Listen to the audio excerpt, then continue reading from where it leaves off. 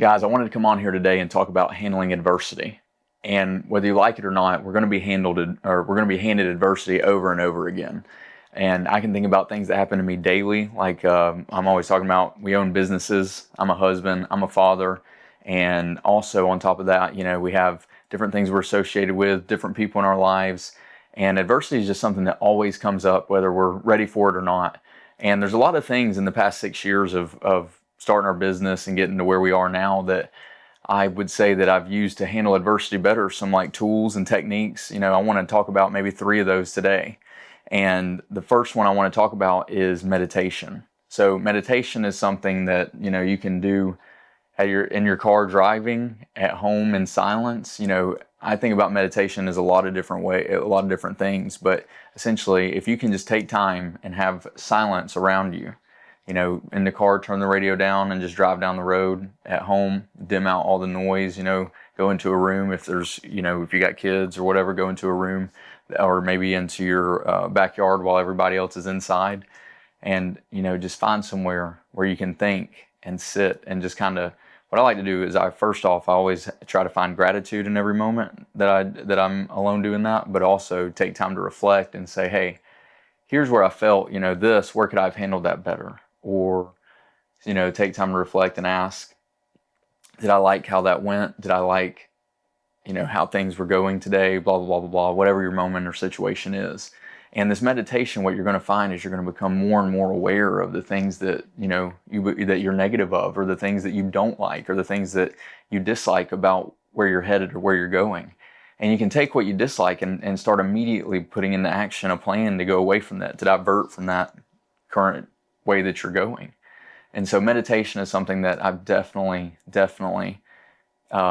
used and continue to use. I talk about journaling a lot. Like when I journal, I consider that a form of meditation, because it's just me and my thoughts in silence. Here they are.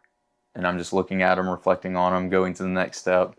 And, it's not always this like deep, intuitive, crazy process. It's literally just, get in your driveway, sit there for 10 minutes, think about the day, and then now you can go inside and you're more aware. So I don't want to overcomplicate these things. The next thing I want to talk to you about is meditation. I put visualization with that. But the next one I mentioned is gratitude. Gratitude and humility go hand in hand. So when I wake up every morning and I read, or I start to think, or I look around, I have to find gratitude immediately, because if not, if you're not a person that wakes up an hour before everyone else in your household and spends time alone and gets your mind kind of primed and everything, and you're just going to get up, for me, if I do that, I have to think about gratitude and things that are going to be good in my life that day, because if not, I'll immediately start saying like, oh, it's too loud. Oh, I need to do this. Oh, I need to do that. Oh, and it's like I'm not even enjoying, the first 30 minutes that I'm awake. And so when it comes to waking up, I immediately try to do gratitude, and then in finding gratitude in every moment, just for life, for nature, for your body, for your organs working, for the wind outside, for the weather, for just this time that you get to be alive. Life is so short, and I mean, every single day with our internet and social media now, we see that someone has passed away, whether it be this someone political, someone that's an actor, someone that's a celebrity, someone that's a athlete. Every day, they say 200,000 people die every day. So it's like only a short period of time that we're here. So if we can find gratitude in every moment, then that's going to get us a lot further than, thinking of all the negative things, or being pessimistic, or looking down upon things.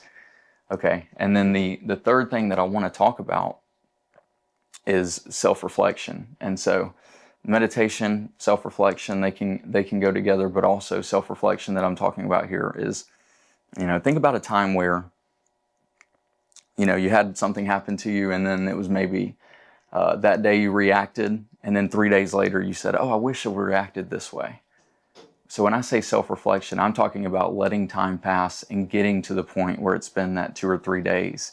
And in that 2 or 3 day span, I feel like it always takes 2 to 3 days for us to actually process like our emotion and events and what's happening. And the thing that I can recommend the most out of all this when it comes to self-reflection is always reflect on how you can to make your present moment energy, like who you are in each present moment, who you want to be for the rest of your life, Make who you are in each present moment the most grateful, the most humble, the best version of you, and you will start entering into different circumstances, entering into different rooms, and entering into different philosophies and lifestyles and thoughts, just because you've now, instead of being, pessimistic or looking down or just not happy to be where you're at, you're now looking for your present moment energy to be the best it possibly can. And so those are the things I would recommend. Meditate, find gratitude, and self-reflect. Thanks.